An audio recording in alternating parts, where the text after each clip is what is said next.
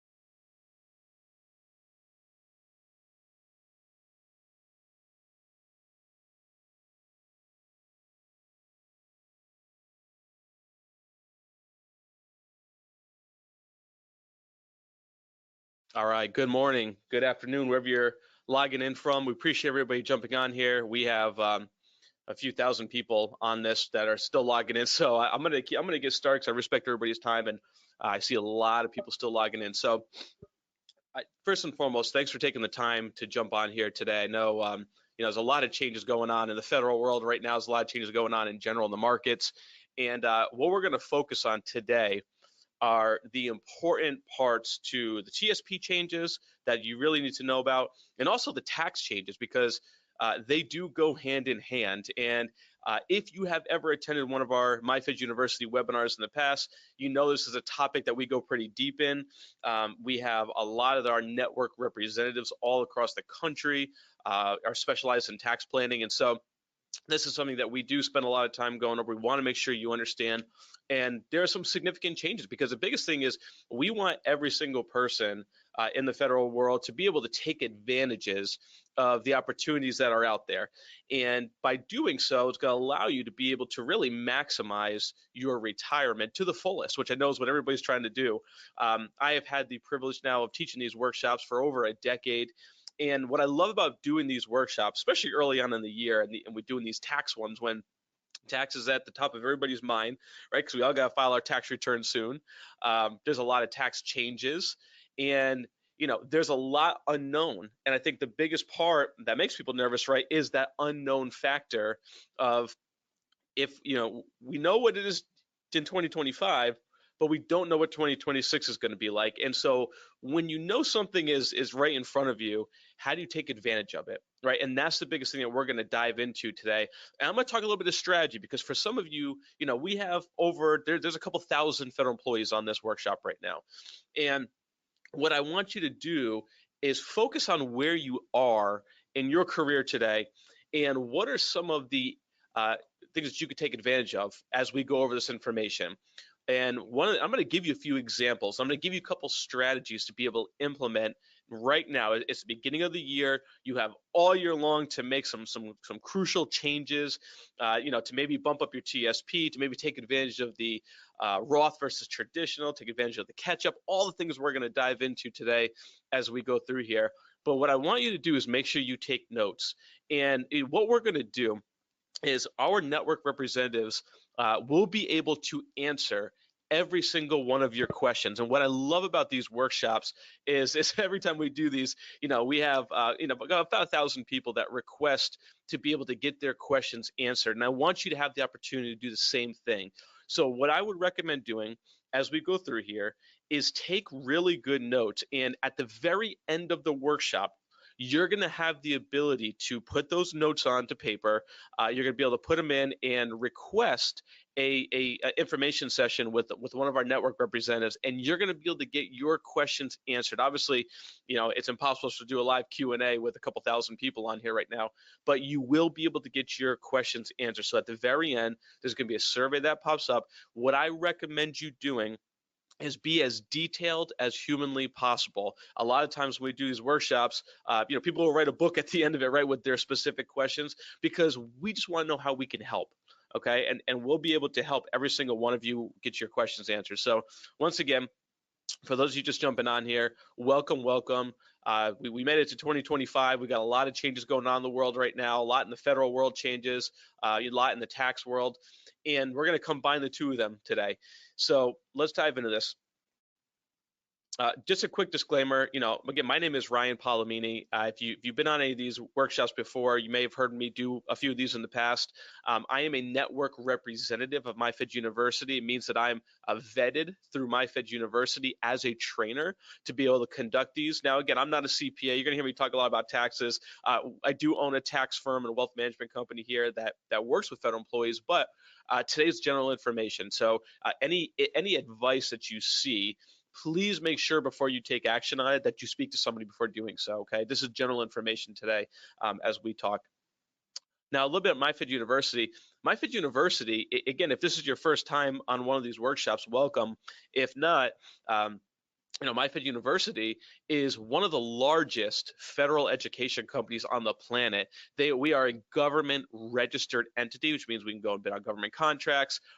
We do these trainings live and in person all over the country for all different agencies: NASA, VA hospital, DOD, but the goal is to just educate. The goal is to educate. So we do these educational workshops regularly. If you have not yet gone to the myfeduniversity.com website, highly recommend you. They've got some phenomenal tools on there for you to be able to take advantage of, the financial planning tools, up-to-date TSP information, and a lot of these workshops that have been conducted in the past are also on there, so you can go and watch and rewatch some of them, okay? So again, myfeduniversity.com if you haven't been there. Now, what I was talking about at the very end of this workshop, you're going to have the opportunity to get two things. Number one, to get your questions answered, because I know a lot of you are probably coming into this workshop with a lot of questions, especially around the new tax laws, with the new changes to the administration. We get it. The MyFed University phone line has been off the hook with a lot of people calling in with questions, and totally understand. Once again, write them down at the very end, put it on the survey, and we will answer every single one of your questions. The other thing that you'll be able to get to, because I know a lot of people are contemplating retirement right now, right? There's a lot going on in the federal world. You may be saying, all right, maybe I got to start looking at this early retirement, or I was thinking about 5 years, but I want to kind of maybe see in the next 2 or 3. What we do for anybody that wants it, that requests it, is we will do a pension projection for you. And that pension projection is going to tell you, and you can see here on your screen, if you decided to retire today versus 5 years from now, what does that look like? The most important thing is getting your numbers ran so you know exactly what your pension is going to be. If you decide, hey, I'm a little bit nervous, I think I want to retire now, can I wait? What if I wait one more year? What's going to be the difference, between that? And that's really what you want to make sure you focus on, is knowing your numbers, knowing your options. And today I'm going to talk about options, but knowing your options for retirement. And then if you're not in a position to retire yet, how do you take advantage of what's in front of you right now? Okay. So once again, at the very end, this is pop up and you can request this. Now, I want to start with the new tax brackets. And this is an important slide because we're going to kind of go back and forth to this. We're going to really work off of this a lot because, again, the tax changes and TSP, they go more hand in hand than most people think. And, again, after doing this now for 15 years, work with federal employees for 15 years, one of the things that always is important, and an important question that we talk about and things that we, in our meetings, is really understanding the implications of changes you make with TSP as it relates to taxes. If you're young, making sure you're taking advantage of Roth. If you're getting ready to retire, maybe taking advantage of things like Roth conversions, which we're going to talk a lot about today, but really having a deep understanding of what your options are and how to take advantage of them either while you're working or as you approach retirement and kind of get into that distribution phase of your life. So take a look at this bracket. So these are updated. There was a little bit of movement from last year to this year. These are the marginal tax brackets. So when you hear the word marginal, I want you to think about the 10, 12, 22, 24, 32, all the way to 37, right? And marginal is kind of the highest tax bracket that you're going to be in based on your combined income, or if you're single, your personal income. Now, what throws a lot of people off, and I want you to hear me when I say this, and this is something that I would write down if you're taking notes. The difference between the marginal tax rate, which is what you see here on your screen, right, and the effective tax rate is what you actually pay tax on. So let me give you an example. The marginal tax rate, once again, is your income and where you fall in these tax brackets. So here's an example. If you are married filing jointly, so for those of you that are married, most people fall in the 22% tax bracket. So you can kind of see it right there on your screen. You got 22% tax bracket, and that means that you and your spouse combined income is between 96,951, right, and 206,007. You can see that right in the middle of your screen here. That puts you in the 22% tax bracket. But here's the thing. When it comes to taxes and some of the tax changes, especially, just because you go in a 22% tax bracket does not mean you pay 22% taxes on your entire income. You pay a little bit in the 10, a little bit in the 12, a little bit in the 22. So taxes are layered. Essentially, what you have to do is kind of add all that up and you get the average. And that average is called your effective tax rate. So just because you're in a 22% tax bracket, you may actually pay tax on 18%. Depending on where you fall. So, and that's a really important number to know, and a lot of people overlook it. Why is that important? Because when you're making tax decisions, some of you may say, well, look, if I go from a 22 to a 24% tax bracket, not really a big deal because it's only 2% difference. Well, hold on a second. If you go from a 22 to a 24, but your effective tax rate goes from an 18 to a 22, that's 4%. That's not 2. That makes a very big difference. And what happens is a lot of people will say, well, wait a minute. Why is my paycheck? Why am I paying so much more in taxes even though I only went up 2%? Well, you went up more. So once again, effective tax rate, marginal, very different. And what I would do is make sure that at the very end of this workshop, if you want to get that report run, to make sure you put down, hey, do me a favor, run me a tax analysis. I just want to see where am I today, and if I make any changes, what is that going to look like at a different time? So again, make sure that you get those numbers run as you go through this. So again, look at this tax bracket, figure out where you fall. If you're single, you're on the left over here. If you're married filing jointly, you're going to be kind of right there in that middle. But you want to know where you are because these change a little bit. So as you kind of figure out, well, am I going to do maximum my TSP? Am I going to do Roth this year? What am I going to do? These numbers play a very big role, and I'll share with you as we go. So here's the agenda. We're going to talk about the 2025 tax tables. We're going to review incomes and retirement, really important. The TSP advantages, some of the changes, Roth versus traditional. Now, again, that Roth versus traditional, that's a whole workshop in itself that we are going to be doing within the next few months. So if that's something of interest, keep an eye out for that. And how Social Security has changed and some of the taxation on there that people overlook. So let's start with what's taxable. If you're getting ready to retire, or if you're a few years away from retirement and you really want to kind of dial in and go, okay, I got to get my life in order here, my financial life in order. I got to be able to get, a good grasp as to what is going to be taxable, what is not, and then how do I begin a strategy to kind of figure out, well, if this changes, how does this affect this, right? So let's look at the 3 different things that are taxable. And again, for some of you, this is going to be really pertinent very soon as you retire. For those of you that maybe have a little bit of time to go, well, you got to pay attention to these things because you got to know where everything falls in these 3 buckets. So if you have a pension, which every one of you, for the most part, as a federal employee, whether you're FERS or CSRS, you're going to have a pension. That pension is fully taxable at ordinary income tax. So if we go back to those tax brackets we just looked at, right, your pension is going to fall in line with those federal tax brackets and state, depending on the state you live in, if there's state income tax. We have people from all 50 states on here, so it's a little bit different for everybody. IRA and TSP distributions, anything in those traditional pre-tax TSP accounts, every single penny that comes out is going to be taxed at ordinary income tax. So really important to make sure that, when it comes time for distributions, you understand how that's going to be taxed, especially now with a lot of the tax changes going on. Distributions play such a big role for a lot of you that are tuning in here. And then finally, how Social Security is going to be taxed. And I know there's so much speculation about Social Security, and right now speculation. We focus on what we have in front of us and focus on how you maximize that at the moment.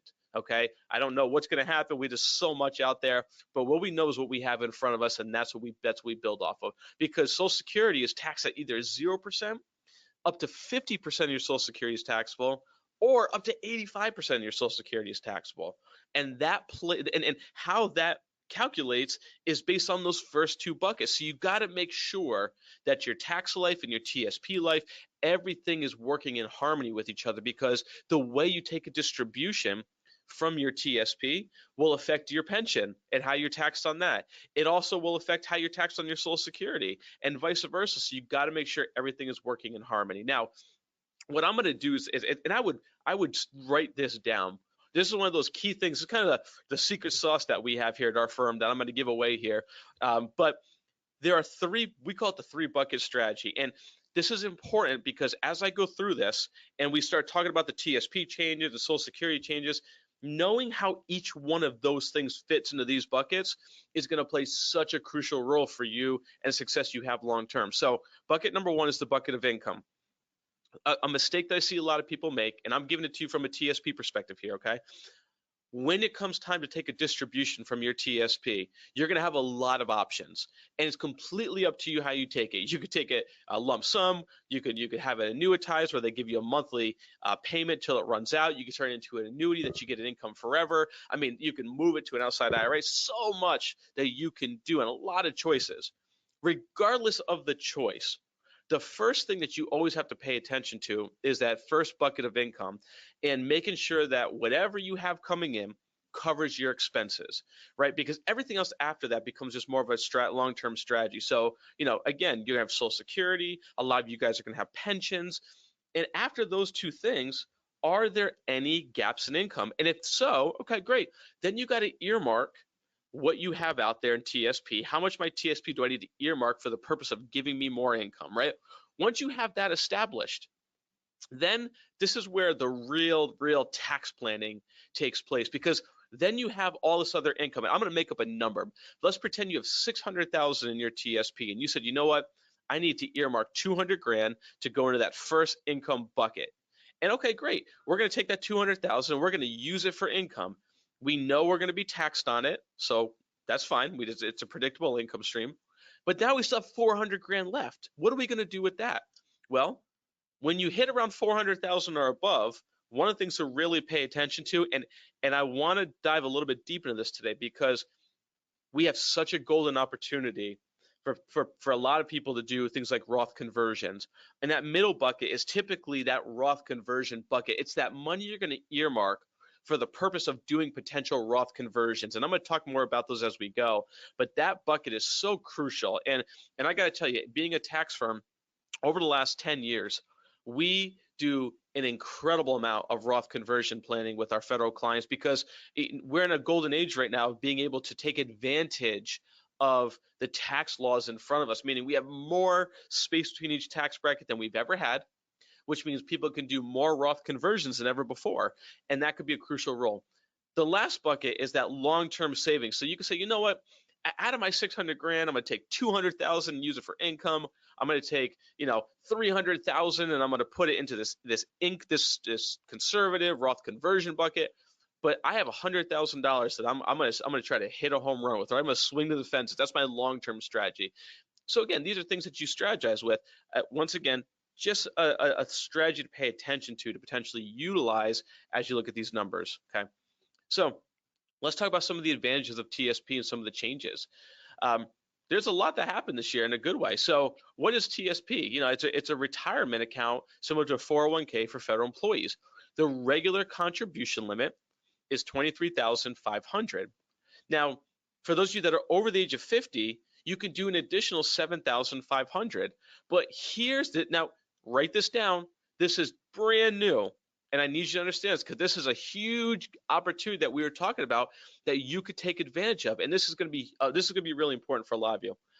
There is a special catch-up contribution. I don't know how long it's going to last for, but this year in 2025, there is a special contribution for those of you that are between the ages of 60 $11,263 of an additional $11,250. So you could put in a ton of money if you are over the age of 50 for the regular catch up.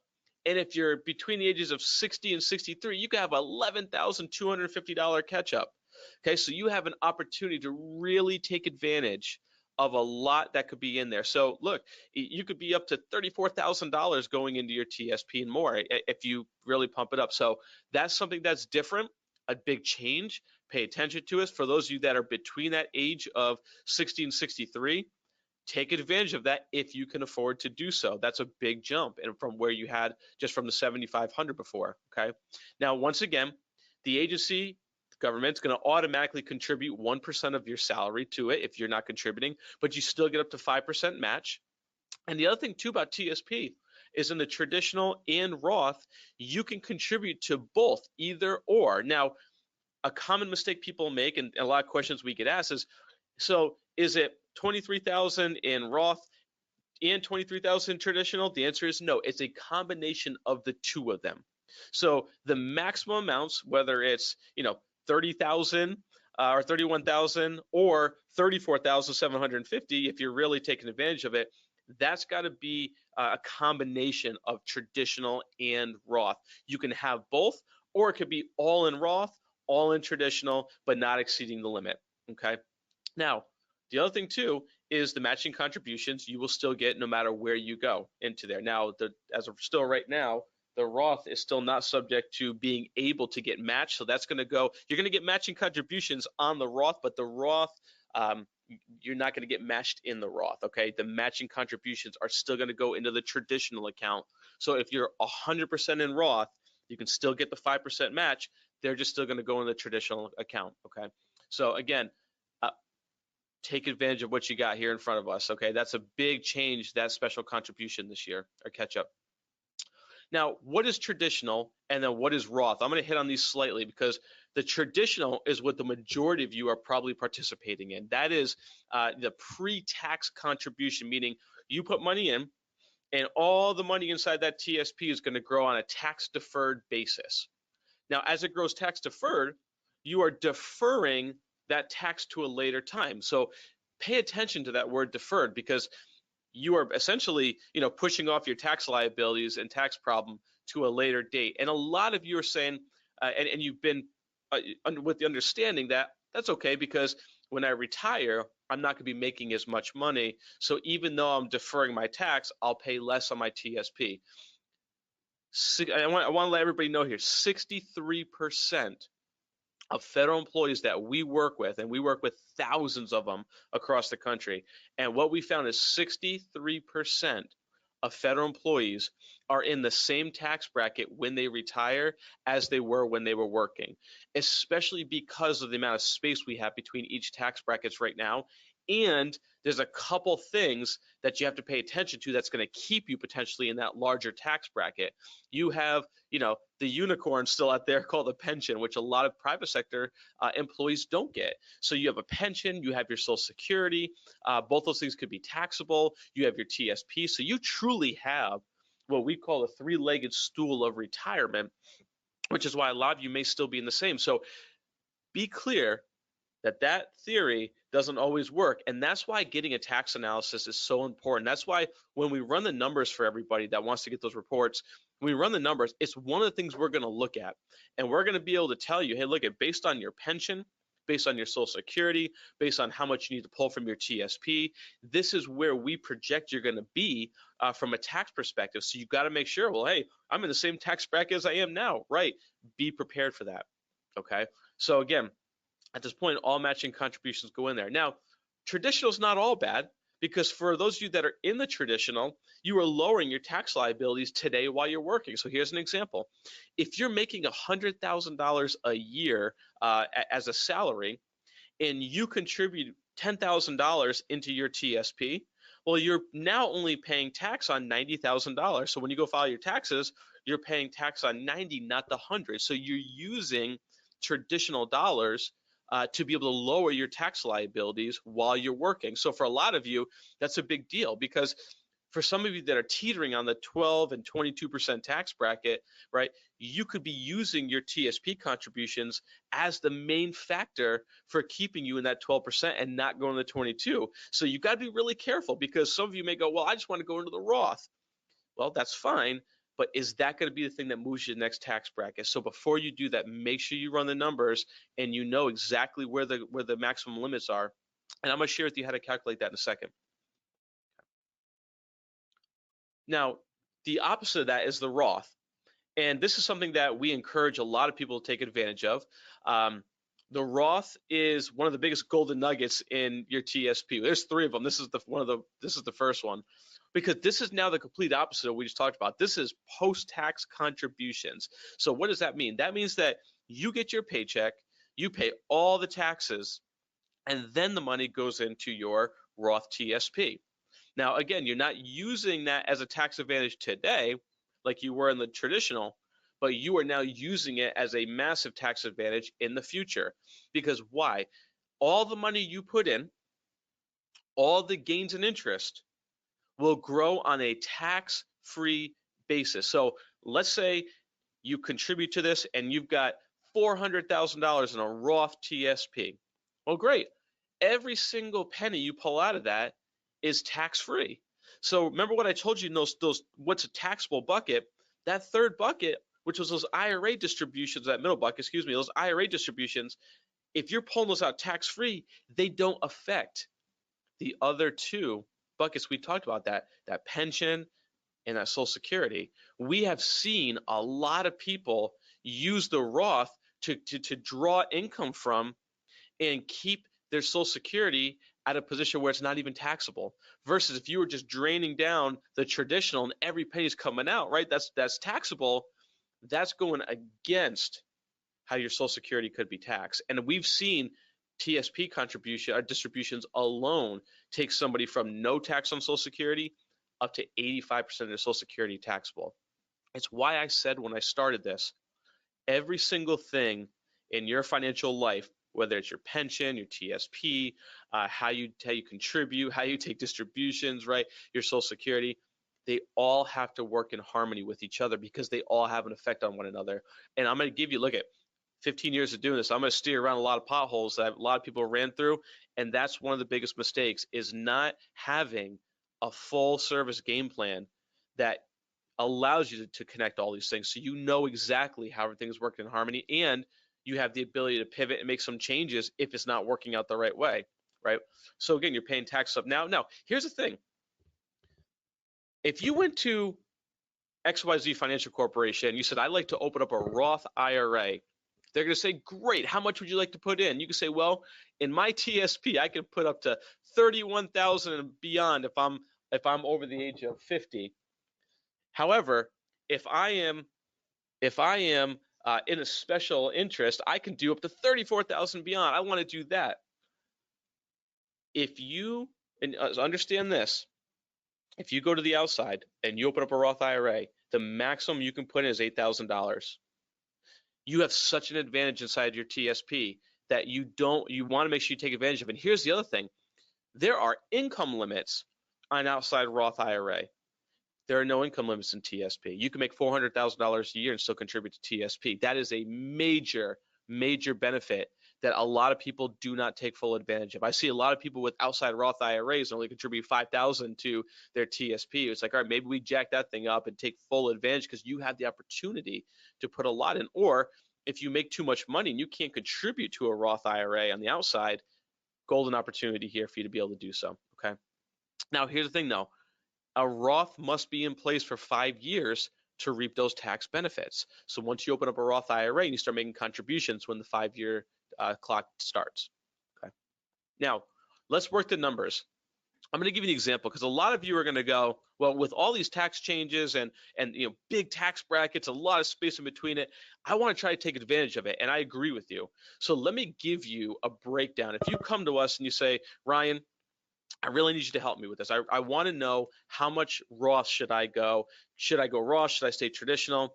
And the answer is, it really depends. When we walk people through this, we got to work the numbers backwards, because there are times when you could take advantage of both of them, or you have to be all in on one of them. Let me give you an example. So let's take this federal employee. This person files single, and they make $70,000 a year. Okay, so that puts them in a 22% federal tax bracket. Now, the IRS standard deduction went up. That's another thing that went up this year, was a standard deduction. So if you're single, that went up to $15,000. Now, you minus that from the $70,000, we have $55,000 of taxable income. Guess what? Even with that standard deduction, we're still in the 22% tax bracket. But what if we contributed $10,000 to our traditional TSP? What does that do? Well, take 55,000 minus 10,000, and that puts you in to where you have 45,000. I know I'm missing a zero on there, forgive me. I would put you into $45,000 of taxable income. What does that mean? That means that your $10,000 contribution to the traditional TSP brought you below, see that 48,000, that's the threshold, 48 grand and above brings you to a 22. So by contributing 10,000, that brings you down to a 12% tax bracket because it brings you below the $48,000 limit. So by taking advantage of traditional, you've taken your bracket down 10%. Wait a minute, but there's still about $3,000 of wiggle room there, right? Because if I'm down to 45,000, but the maximum that I can contribute before I go to the 22 is 48, you can contribute $3,000 into the Roth, 7,000 in traditional, and now you get the opportunity to take advantage of both Roth and traditional. So again, make sure you run the numbers backwards and forwards so you know what you can do and how to take advantage of it. So again, at the very end of this, if this is something you want us to run for you, just do me a favor, put it on the survey, and we'll be more than happy to answer this for you. And I'm more than happy to run this example for you so you know exactly, because I got to tell you, we've actually talked people out of one or the other because the numbers have to make sense. Okay. Now, again, the catch up, I'm going to hit on this one more time because this is important. Catch up for people 50 and over is 7,500. So if you are between the ages of 60 and 63, and it's kind of a weird time frame. If you're 64, I'm sorry, you can still take advantage of 7,500, but between 60 and 63, you can increase your catch up to 11,250. I want to give a word of caution here, though. You have to make sure that if you're doing the catch up, you are doing it over a 26 pay period time frame. Do not go all in. I'm going to give you an example. I was teaching a workshop at a VA hospital, and I had a doctor come up to us at the end of the workshop, and he said to me, Ryan, now, by the way, this was September. He said, Ryan, I'm no longer receiving matching contributions to my TSP. What's going on? We had found out that he did not take his catch-up contribution and went over a 26 pay period. What ended up happening is by September, he had capped out on his maximum contribution to TSP. By doing that, he lost the matching contributions because the matching are paid over a 26 pay period. So big word of caution, it's early, you may only have 1 or 2 pay periods so far. Make sure if you're going to do a catch up that you calculate it over the remaining pay periods between now and the end of the year. Okay, you want to make sure you're getting your full match and you take advantage of everything that's given to you here. Now, I had mentioned this thing called a Roth conversion, and this is incredibly popular right now, and there are some changes coming to TSP that I want to talk about that are really important. They're not happening yet. Okay, this is a 2026 change that's coming down the pipeline, and once again, we don't tell you what you can do until it's there. I'm just telling you what is out there, what's potential change coming down the pipeline. A Roth conversion is such a valuable tool for a lot of people. A lot of you that are on it, we have thousands of people on this right now. Probably 75% of you would greatly you could take advantage of Roth conversions, and it would be a phenomenal opportunity for you. Because for a lot of you, being able to take advantage of a Roth conversion means that you can lower your tax liabilities greatly long term. And I'm going to give you a couple examples of some clients that we've done this for. But a Roth conversion is when you take your traditional TSP, traditional IRA, whatever it is, and you convert it to a Roth IRA. Now, I got to give you a couple words of caution here. Number one, as of today and this year, Roth conversions cannot be done inside TSP. So if you go, man, this Roth thing sounds great, you can't just go and take the traditional money you have and convert it to Roth right now inside your TSP. They don't allow it, nor would you want to do that. Because when you do a Roth conversion, you are going to pay taxes on the amount that's being converted. So if you take $100,000 from traditional, move it over to the Roth, you're probably going to pay about 20 to 25% of that to taxes. So you got to make sure you plan for that, because that's a big tax bomb that a lot of people don't realize, okay? So number one, Roth conversions cannot be done inside TSP yet. With a change coming, they will be allowed to do it starting in January 2026. So next year you can. But here is a huge thing you need to understand. If you do Roth conversions in an outside IRA, so let's say you move money and you're doing conversions to an outside IRA, Roth IRA, you can withhold the taxes on the conversion in an outside IRA. So far, the rules we are seeing with the TSP changes coming for 2026, you can do Roth conversions inside TSP.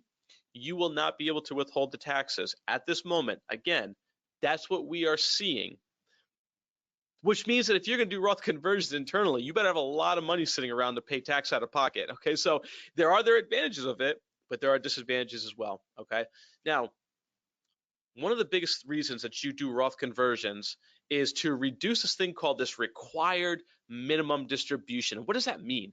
That means that when you turn 73 or 75, the IRS is going to knock on your door and they are going to say, hey, you have, this $1 million in your traditional TSP, traditional IRA, and you need to start pulling money out of it. By the way, you're going to start taking 40 grand a year out. So if you've got $1 million, the IRS is going to force you to take out about $40,000 a year from that million.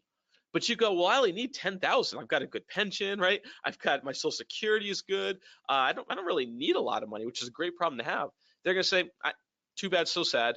Time for you to start paying up. Take the 40,000 out. Now, I want you to think about that for a second. What if you were forced to take out more money than you need?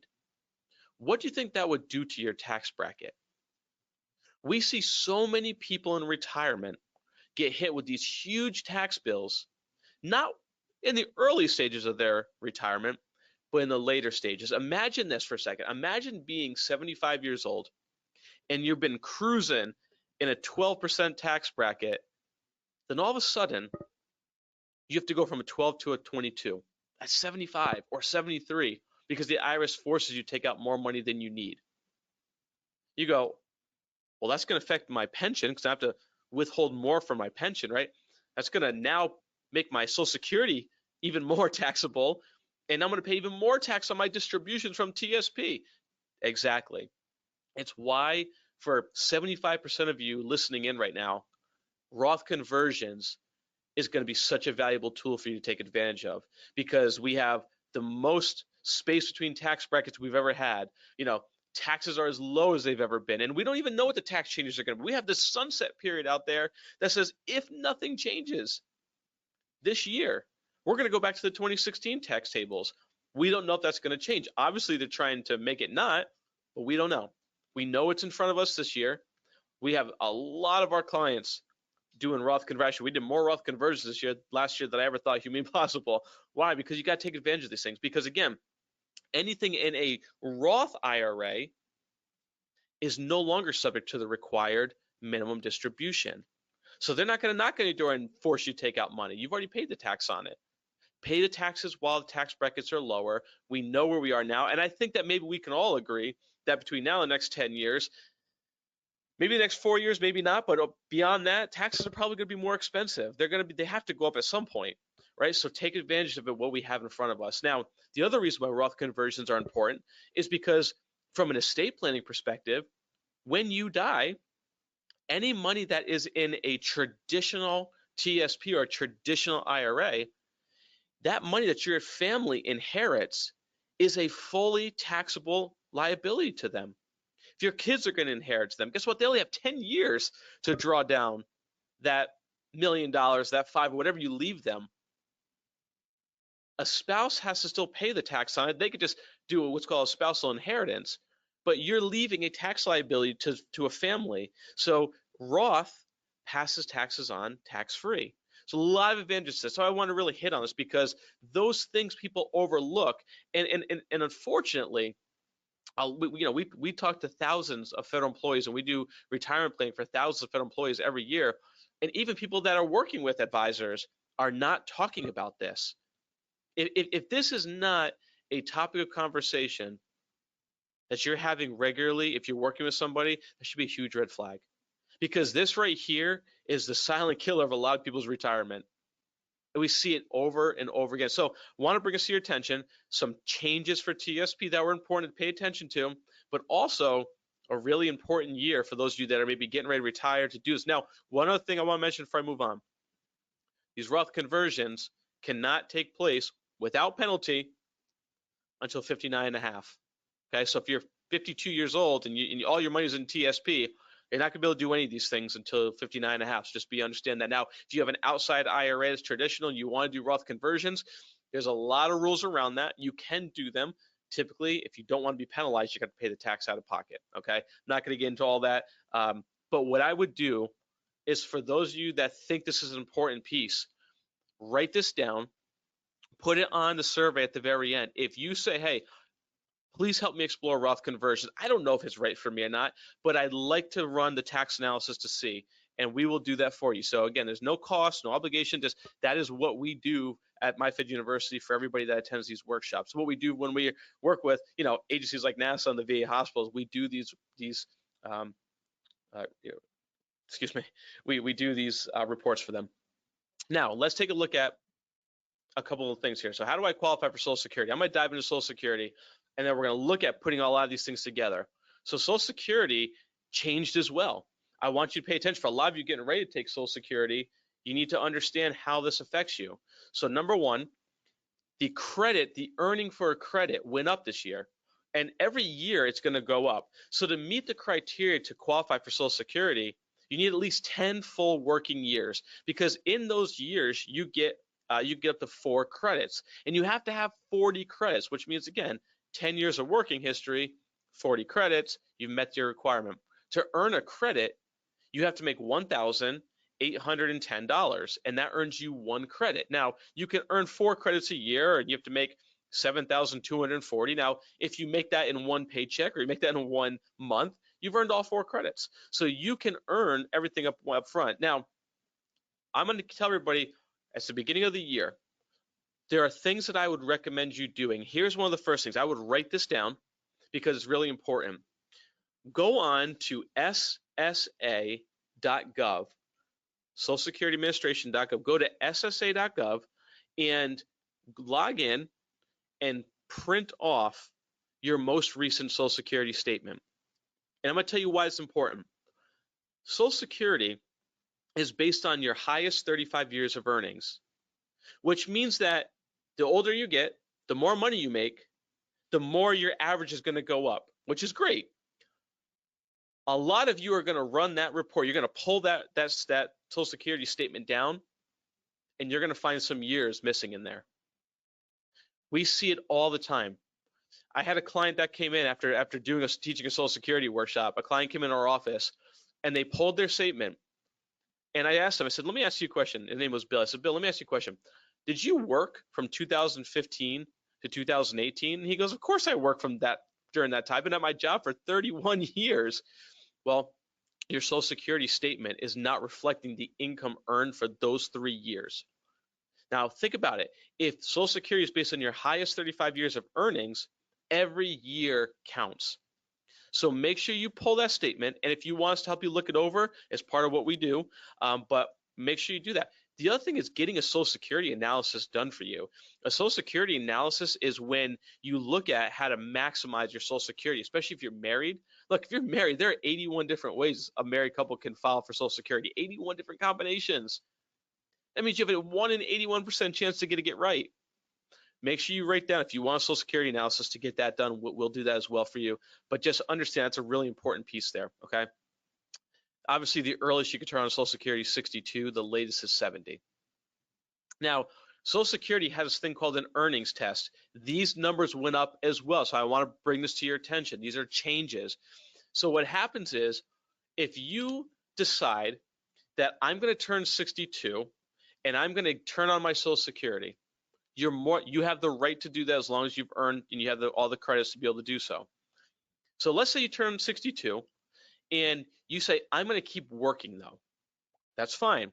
Understand the changes on the earnings test this year. It went up a little bit. So an earnings test is a W-2 job or a 1099 income. What is not included, and I would write this down, this is important. What is not included in the Social Security's earnings test is your pension from the government, your Social Security distributions, and any IRA distributions. They are not included in the earnings test. That is just a wage you earn. Don't get confused with taxes. Two different things. But here's what happens. If you're 62 years old and you say, I'm going to turn my Social Security on, but maybe I'm going to work part-time. Doesn't matter. Full-time, part-time, it does not matter. If you make more than $23,400 in 2025, you will have your Social Security cut in half. You are penalized 50% for making too much money. It's a big. You got to think about that. That's a big deal, right? Is it worth it? Why lose half of it if you don't need the income? Well, because I turned 62, I want to take it. Okay, got it. Your choice, but understand the implications if you make more than that. Now, the year you reach. So let's pretend today. Well, we're in January, right? So now we're in January. And let's say that you're going to turn your full retirement age, maybe at 67 this year. And you're going to turn 67 in July. The year you turn your full retirement age, if you are already receiving your Social Security and you make more than $62,160, your Social Security is going to be reduced by a third. So again, a lot more you can make, less of a penalty.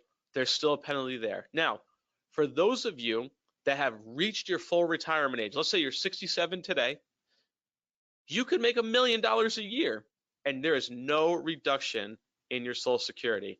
I want to bring that to everybody's attention because this was a change. These numbers change every single year on the earnings test, and you have to be aware. Last year it was less. Now it's going up a little bit. So for those of you that are getting ready to retire, you say, I'm going to go work a part-time job because I want something to do. Fine. Just make sure you don't make more than $23,400. Okay? Really important. So because again, this all plays a role in bringing those three buckets of income and together to work in harmony with each other.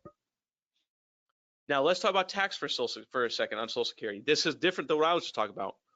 Tax on Social Security, if you are a single filer, and you make, there's a formula called the provisional income formula. I'm not going to go through all that, but this is something that we can run for you if you want to get a Social Security analysis. Write that down because we'll tell you what your tax is going to be on Social Security. But if you make less than $25,000 after that formula, no tax on your Social Security as a single filer.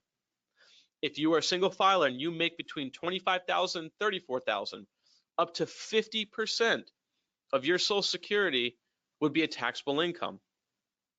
Now, if you make more than $34,000 a year, up to 85% of your Social Security would be a taxable income. What does that mean? That means that if you are making $1,000 a month from your Social Security, right? That's $12,000 a year.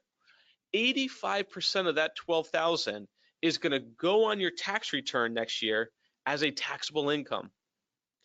It is crucial for you to understand that because what's going to happen is a lot of people that don't understand how Social Security is taxed go into their first year of Social Security.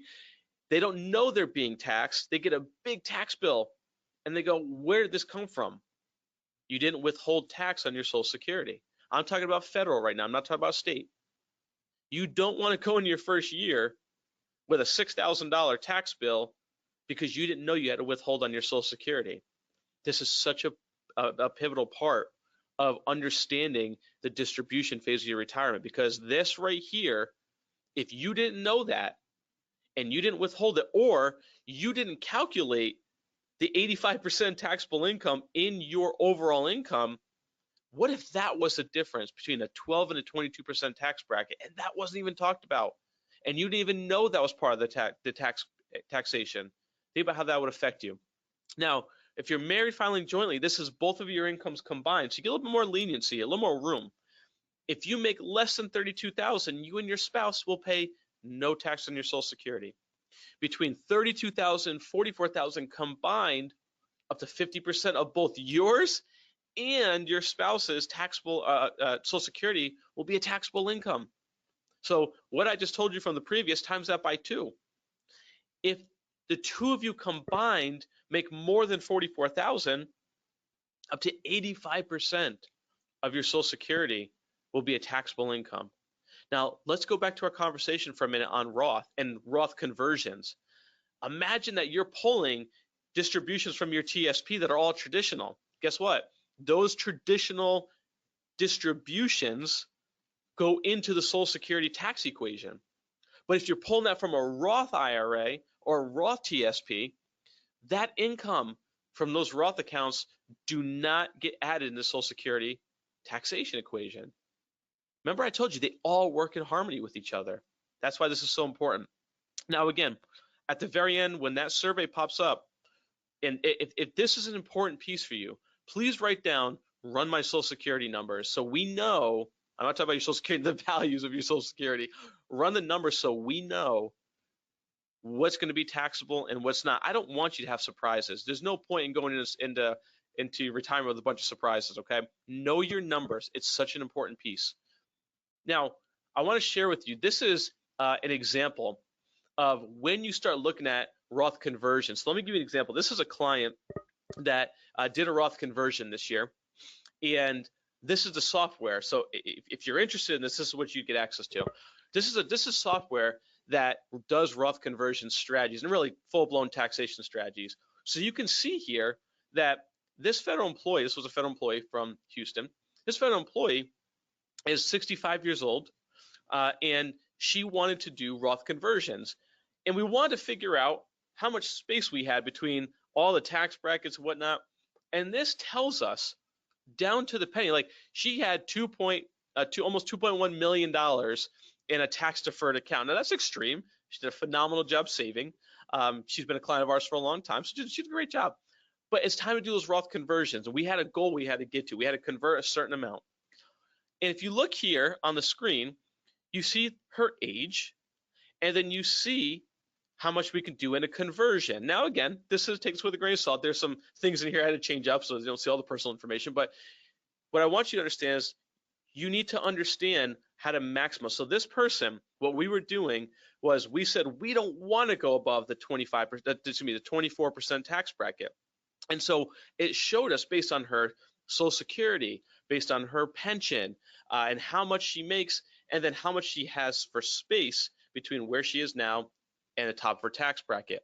So next year at 66, she had $55,000 that she could do in Roth conversions. 63, and you can see how it goes up and up. She had more and more space to be able to do Roth conversions. Really important. So again, this is a nice way of seeing how you can do them. Now, this example right here is a smaller example of somebody that didn't have as much, but they want to do Roth conversions.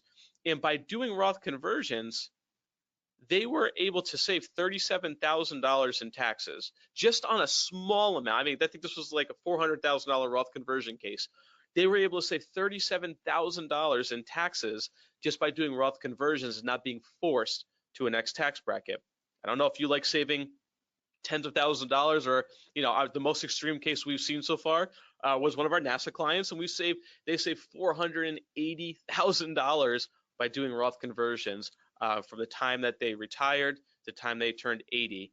Huge amount of savings that they weren't forced to take out. So again, good opportunity to take advantage of it, because once again, that required minimum distribution is so important. If you're 73 or 75, the IRS is going to force you to take out money whether you need it or not. And guess what? If you do not take out what you're supposed to take out, they are going to penalize you up to 25%. That's ridiculous, but that's part of it. You're responsible for setting this up. Okay, you need to understand how much of a role this plays, because for most of you, it's not even part of your your financial strategy at this point, and it needs to be. It's a very important piece. Okay. So how does it affect? Once again, RMDs could affect your Social Security, could put you in a higher tax bracket. All of these things play such a big role in your long-term tax strategy. Now, here's a breakdown. I want to give you a live example of an RMD. So if you had $500,000 in your TSP and the IRS knocked on your door because you're 73 or 75, this is a exact example of how much you'd be forced to take out. $19,706.84 is what they would force you to take out. It's 20 grand a year. What if, my question is, what if you only needed 10? What does that additional $10,000 do for you? Those are the numbers that you have to look at and pay attention to as you do this. Okay, so let's put it all together. I threw a lot of information at you in a very short period of time. I get that. I wish we had all day. A lot of times when we work with federal agencies all over the country, if you are an HR and you're listening in, or you run an organization, we do these workshops live all over the country. We typically do a 3-hour long one. So I know this is a big opportunity condensed into a short period of time, but we'd love to be able to help. So let's put all of it together. Social Security, pension distributions, TSP distributions, they all have to come together and work in harmony, because look, the art of the strategy is understand where you are right now. Great news is January. We have an entire year ahead of us, okay? So your homework is to really understand where you are right now. And that goes by knowing your numbers, knowing your expenses, knowing your debts. What's your pension going to be? What's your Social Security going to be, and how are you going to take it? TSP distributions, right? Developing a successful, well thought out plan. The fourth thing is, look, once you build a plan and you've got something that works, execute on the plan. Take advantage of what's in front of you. If you need help, ask for help. Again, fill out the survey. Be as detailed in your questions as possible. It allows us to understand how, a network representative from MyFed University can help you. They're all trained on this stuff. They can help you in any way, shape, or form. So put that on the survey. Now, again, take advantage of what you have. Get help if you need it. Be strategic. Get this pension analysis ran for you, so at least know what your pension is going to be, know what your options are. Again, I know some of you are nervous what's going on in the federal world. I don't blame you. So now is more important than ever to know what your options are. Early retirement, retirement in the next 2 years, retirement in the next 5 years. What are my numbers going to be? Help me understand so I know how to make a right decision on when I want to retire. Get your numbers. We'll take care of that for you as well. So again, here's a couple pieces that can help you, some information on MyFed University. You can email at info@myfeduniversity.com as a resource for you. You can always call in if you have questions at 919-706-1846. I'm more than happy to help out and answer any questions. Look, I know this was a lot in a short period of time, but I hope it's been helpful. Take advantage of of the opportunities in front of you. Fill out that survey that's going to pop up shortly. Let us know how we can help. We'll talk to you on the next workshop. Take care.